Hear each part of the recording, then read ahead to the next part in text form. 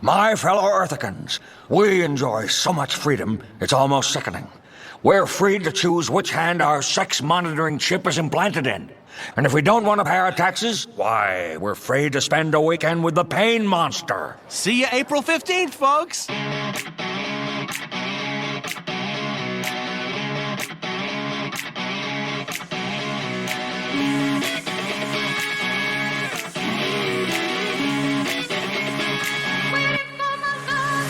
Hello and welcome back to the Techweasel podcast for Friday, July 3rd, 2020. As always, I'm your host, Paul Huizinga. Sebastian is working the board today and Cooper is screening calls. Someday we might actually do this live and take calls, but for now it makes him feel like he's got gainful employment, and that helps keep him off the streets and out of trouble. This week we're going to talk about something kind of bittersweet for me. For the first time in almost 20 years, I won't be working on a fireworks show for Independence Day. California's restrictions on public gatherings due to the COVID-19 virus basically put an end to a lot of traditional summertime events, like, July 4th celebration, the Del Mar Fair, and no, I will never call it the San Diego Fair, and even going to the beach. While for once I won't be supervising a show this coming weekend, in recognition of the holiday, I thought I would go into how I started in Pyrotechnics and give an inside look into what goes into putting on a show.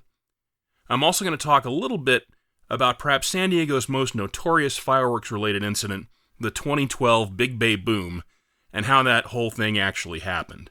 First, a little background on my qualifications on the subject. Back in the late 1990s, I discovered model rockets as an adult, and because I never had them when I was a kid, I had zero immunity to them. I went from the little Estes black powder rockets that were a foot tall to high-power rocketry with 6-inch diameter, 14-foot-tall rockets you had to launch in the desert, in about 2 years. Seriously, parents, it's like the chicken pox, because the older you are when you come down with it, the more dangerous it is. Get your kid a Mosquito or a Big Bertha now while they're in grade school so they don't end up like me. One of my hobbies that overlapped with high-power rocketry was photography, and at the time it was all 35mm film because digital wasn't a thing yet. So I'd haul roll upon roll of rocket pictures down to my local Save-On to get them developed at their mini-lab. And as it turned out, the person who always helped me out at the photo counter was the wife of the general manager of San Diego Fireworks. In short order, You Should Meet My Husband turned into me working as a helper on my very first professional pyrotechnics show, the 1999 Holiday Bowl halftime at Jack Murphy Stadium. Before that, I had always assumed that professional pyrotechnics was a world that was limited to a small, elite group of people working for companies that were staffed by generations of the same families. As it turns out, while the major fireworks companies are indeed all family businesses, the industry runs on an enormous amount of outside labor. Now, for most of the year, there's only enough work to keep the core employees paid, but at least in the U.S., for Independence Day, and to a lesser extent New Year's Eve, there's an enormous spike in the number of people needed to do the shows. Now, for a lot of companies, the ability to put on July 4th shows is limited by the number of part-time licensed operators and crews that can be put together for a day or two of work. And about that work, the majority of professional fireworks is actually lifting heavy things out of the back of a truck or swinging a hammer. The actual pyrotechnics part is just a small percentage of the total amount of labor necessary to put on a show, and as a result, there's a huge demand for people who are willing to work very hard for very little or sometimes no money just for the privilege of being a part of it. After I did that first show, I was hooked, and I began working on getting a basic commercial display pyrotechnics license of my own. Now, in California, that's the certification you need to be the operator in charge of an outdoor aerial fireworks show. There's actually a bunch of different license classes. There's 3 alone for special effects, plus there's theatrical trainee, theatrical, performer, and even 3 different classes for high-power rocketry. In order to get my license, I needed to have 2 years of work experience and be able to show that I'd worked on at least 8 different shows by providing copies of the official post-display report that listed me as part of the crew. I needed to have official recommendation forms from 5 different licensed operators who attested to my competence and experience, as well as my character and integrity. I had to go take a test to show that I knew state laws and regulations, get fingerprinted, and undergo a background check. It's a pretty rigorous process, which is good for everyone involved. Despite that, I managed to get my license in 2001, and I've held it ever since. I've run shows from little high school homecomings and wedding receptions at a country club, through doing summer fireworks at SeaWorld, all the way up to my usual big show every year for Independence Day at Rancho Bernardo High School, which typically had more than 400 individual shells plus other effects. Because of the seasonal and part-time nature of being an operator, most of us are independent contractors. Our client is the fireworks company who provides the product and equipment, secures permits for the sites, and interacts with the end customer who pays for the show. As the operator, we provide the properly licensed and experienced supervisor and the labor to set up, shoot, and tear down the show. Speaking of the product, let me describe the various effects we routinely use. Something that's kind of gone out of fashion lately, which is a shame because it's really neat and it can be customized in a lot of different ways, is what's called Brightwork or a set piece. When you see something mounted at ground level that looks like a multicolor flag, the Statue of Liberty, or a just married couple's names, that's what I'm describing here. It's all assembled out of these little individual flares that can be made to burn in a wide variety of colors that are attached to a handmade frame that's constructed out of bent rattan.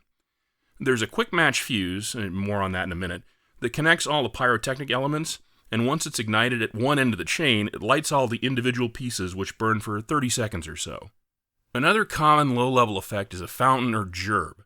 And this is basically a device that shoots a shower of sparks into the air, and you'll see variations on this kind of effect used to create like waterfalls from bridges or other suspended attachment points. Closely related to those are strobes, which are pretty much what they sound like. They're very intense flashing effects that don't go anywhere. Next are comets. Now, a comet is an effect that shoots a colored star, usually with a tail of sparks, that burns out completely in flight and doesn't have a burst at the end. Pack several of these into a single tube so that they shoot out one at a time over an interval of several seconds, and you have a Roman candle. Pack a bunch of stars together into a single tube that all fly out at once, and that's called a mine. There are a lot of other specialty low-level effects like pinwheels, girondolas, and saxons, but we don't typically use them, so my experience with them is pretty limited. Finally, we get to aerial shells. This is what probably comes to mind when somebody says fireworks. The basic description of a fireworks shell is a device with a lift charge to propel it out of the mortar tube and into the air, and some effect that breaks after a number of seconds in flight, hopefully at the peak of its travel. These range in size from under 2 inches in diameter to truly enormous ones a couple of feet around, but in my shows, the largest shells are typically 6 inches in diameter. The determining factor on how large an aerial shell can be on any particular show is usually how much clearance you have in your fallout zone between your launch site and the nearest person or building, and that's all baked into California's laws. One thing I always get asked is, how high do they go? A good rule of thumb is 100 feet of lift for every inch of diameter, but that's just an approximation. The shells themselves are manufactured both in the US and overseas, primarily China for less elaborate and less expensive effects, and Italy for high-end specialty shells, and they come in a bewildering variety of names and descriptions. On the simple end of the scale, there's what we call color shells that are a simple round break of a single color. A lot of the vocabulary used to describe the effects comes from flowers, so a red main break with a blue center might be called a red chrysanthemum with blue pistil, and a white plain color shell might be a silver peony.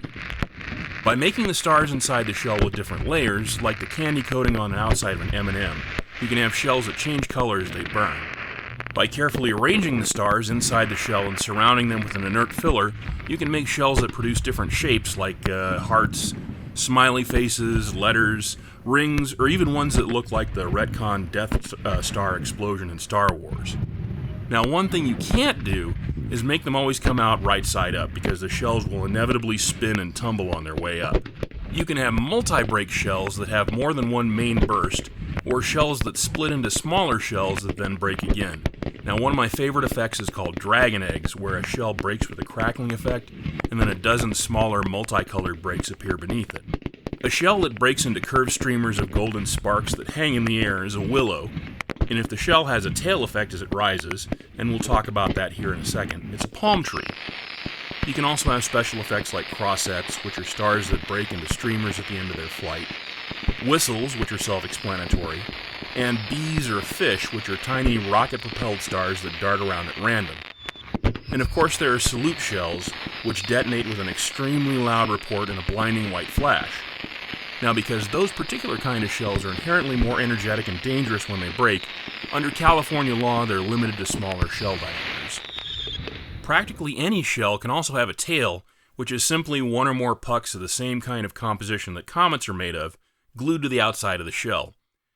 Now, when the shell is launched, the lift charge blow-by ignites the tail, and it leaves a trail of sparks or other effects behind it as it rises. Really complicated shells can even have their own miniature Comet launch tubes attached, so they shoot them off to the sides on the way up. There are countless variations of aerial shells, and every manufacturer uses different terms to describe similar effects, so it can get to be a bit confusing if you're trying to sort out what a shell will look like just based on the label.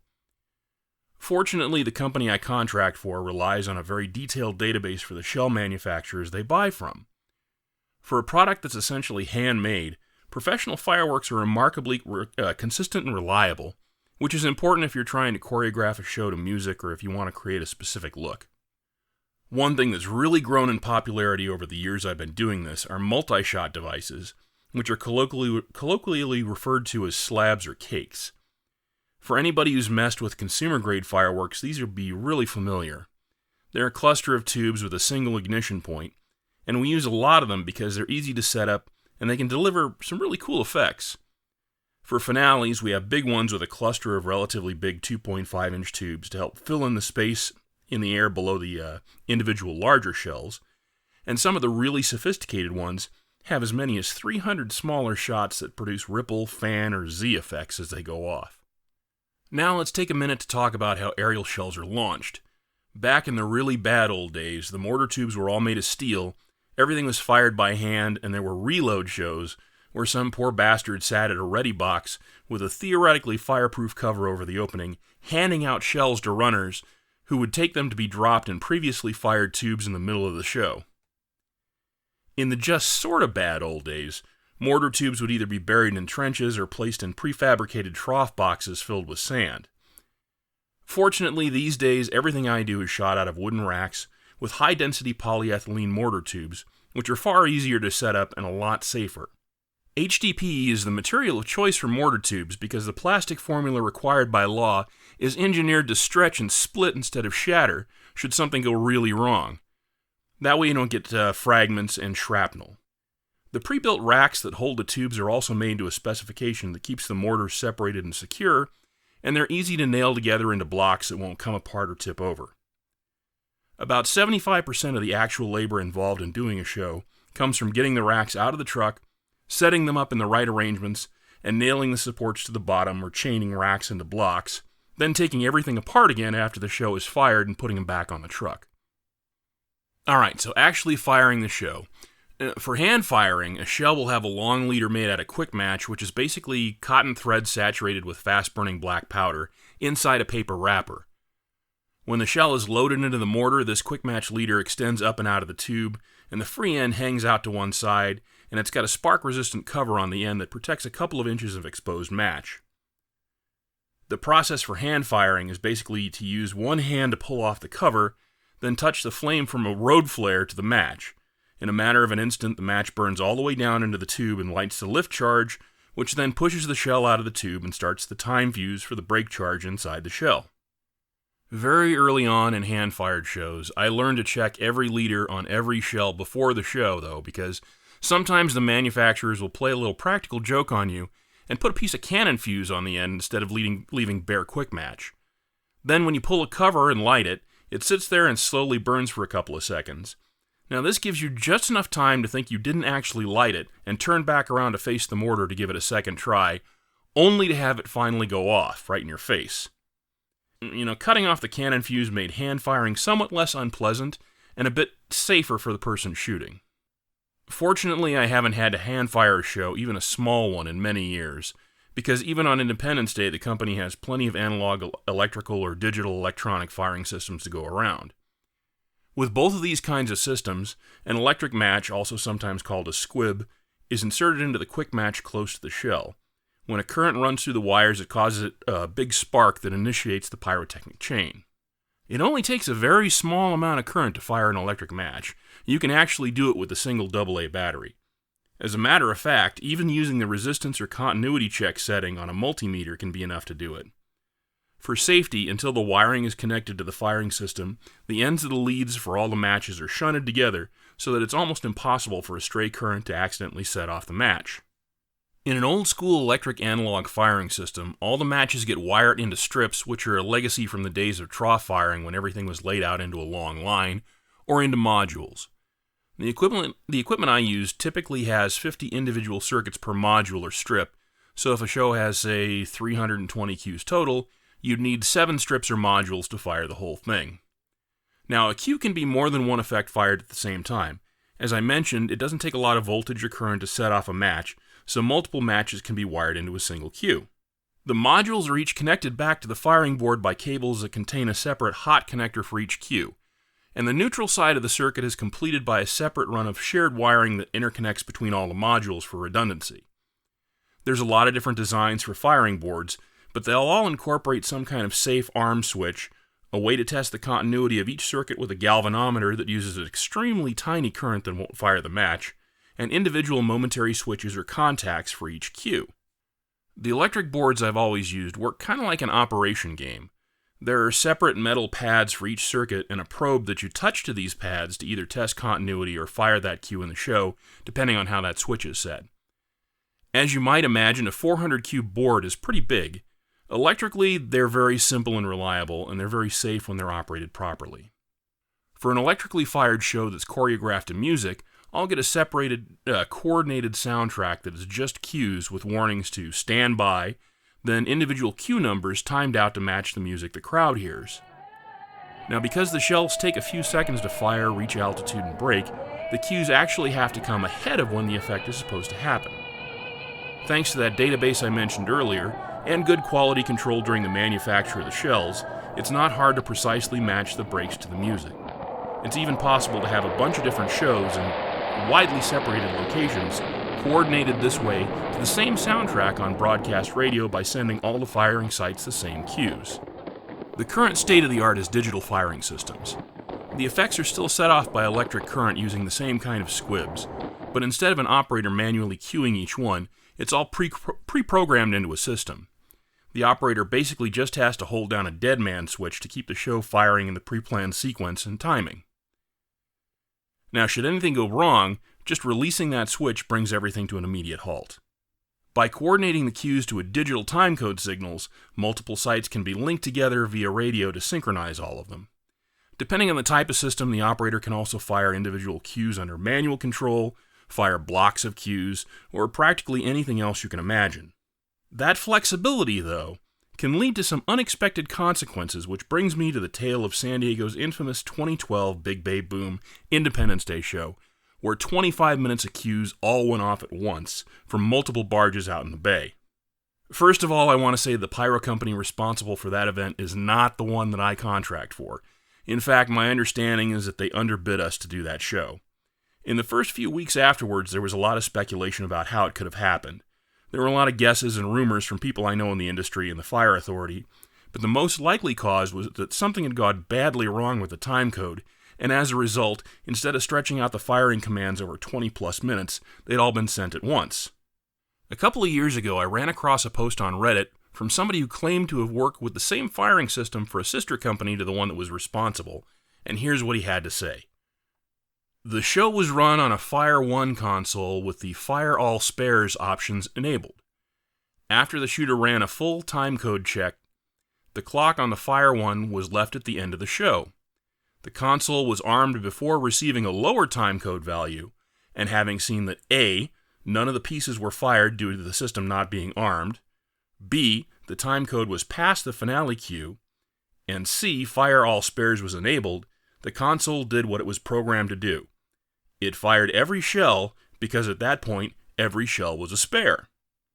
Fire 1 has since released a version of their software that mitigates this by requiring all shots to actually be fired from an armed system while timecode is running before the Fire All Spares option will function. Okay, so that explanation makes total sense, and in and of itself, Fire All Spares is actually a good safety practice because it's dangerous to clear an unfired shell from a mortar tube at the end of the show. Here, though, it led to what could have been a disaster, as my understanding is that there were personnel on board the barges and the firing shacks at the time. I would personally not want to be underneath that mess, whether I had cover or not. One thing you'll also notice in the videos of the incident is that in addition to the initial lift, Aerial shells continue to fire for several seconds afterwards. Now, from what I gather, the company that put on the display had a policy of using pyrotechnic delays in addition to electrically fired shells. In other words, one cue would be shot by the digital system, which would then ignite a delay fuse that would set off a second shell after a pause, and so on and so forth. It's one way to get more effective cues out of a finite number of electrical circuits, sort of like firing a multi-shot cake off a single cue, but in giant scale. Now, knowing how many cues must have been fired almost simultaneously when the command to clear the spares was sent, what really impresses me was their system's ability to supply enough current for hundreds of electric matches per module all at once. I doubt the system I use would be able to do it. So that's the story of my long, mostly uneventful career as a professional pyrotechnician, and San Diego's most infamous fireworks show. I hope you enjoyed it, and if any of this sounds like fun, hopefully next year you'll have the opportunity to work on a crew for an Independence Day show. That's it for this week. Until next time, be sure to visit Techweasel.com for all the latest nonsense, and I hope that even with things as screwy as they are right now, you find a satisfying way to celebrate our nation's 244th birthday. Fireworks stand by.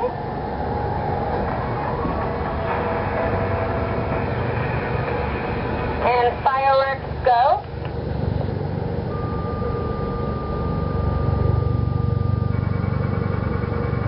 Have countdown. 699 Fireworks, we are in sync.